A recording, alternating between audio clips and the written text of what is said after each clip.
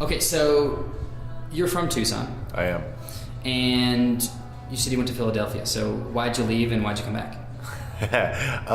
So, I mean, just like anything else in life, I left because of a girl, and I came back because of the same girl. Yeah, I mean, it was cool. I needed to get out of Tucson because I wanted to experience things from a bigger city, especially like an East Coast city point of view. And Philly was definitely like one of those kind of cool spots for music. I was really into funk and like live music at the time. And Electric Factory, there's a lot of really awesome venues there. Not to mention that the live music scene on the East Coast is a lot healthier in terms of like touring bands and everything than kind of out here in Tucson. We're kind of in a little island, so yeah, I went out there and experienced a lot of different kinds of culture, but really when it comes down to it, Tucson's my home and I really like it here. I left in 2004 and I got back in late 2006. And when I got back, the electronic music scene was almost non-existent. Corbin had his show on KXCI, and there was a few like little clubs that were doing stuff. I mean, this was the days of like Hard Five and some of the more like North on Fourth and things like that, like the more stabby kind of club nights. So like everything was pretty much top 40 hip hop, and Optimist Club was actually kind of the best place to go for any kind of like fun nightlife, but it was still definitely from the window to the wall.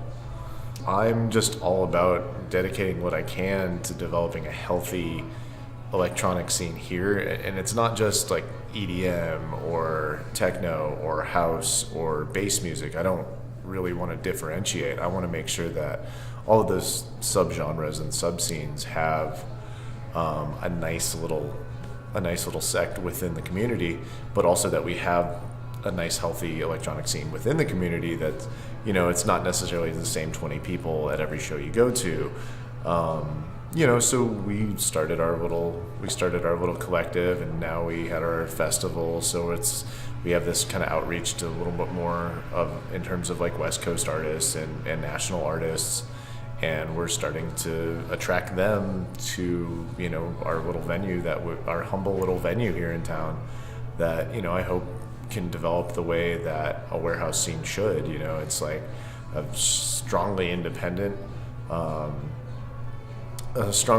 scene that's not just gonna be like, oh hey, Bud Light is sponsoring this and there's dollar beers, like, so this is where we're gonna go. Like, people are going for the music, people are going for the scene, people are going for the real culture, and I think once you start getting a good base of that, it snowballs on itself, and people realize like, hey, this is a lot more fun than just going out clubbing and listening to Montel Jordan remixes kind of thing. I'm not biased as to where it goes, but I think it's good that there's new DJs. I think it's good that there's always new blood. There's new people that are excited about playing music, or like, hey, I got these tracks, or I've been living room DJing for 2 or 3 years, and I really like am nervous about this, but just do it. So it's like, hey, put on the blinders and do your thing. Like, get your set out there, and if it's genuine, people will be attracted to it. It's not, it's all for the love. It's not for, you don't do it for recognition, you don't do it for anything. And I think, especially in Tucson, a lot of the people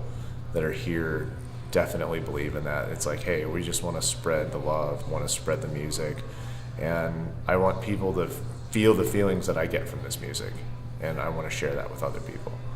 The roller coaster of music and nightlife and everything will always exist, because especially in smaller communities, you have kind of a select group that goes out every weekend, or will go out on a Wednesday night to catch a big headliner, or somebody that they, that's not necessarily a big headliner, but is somebody that they really like and they want their friends to experience, because live shows are always better than just listening to a mix on SoundCloud. And I think really when it comes down to it, having this scene that's constantly renewing itself and having different scenes within the bigger scene helps keep it fresh, helps keeps it as something that, hey, this person's coming this day, And having monthlies or having bi-monthlies at our space is only going to help things. And we're further away from downtown. It's not just people after the bars looking for somebody to crash or to score or, to go home with a girl or something like that. So, it's sort of those things, like people are coming because of the music, people are coming to dance, people are coming to experience the art. And I think that is the most valuable thing to me.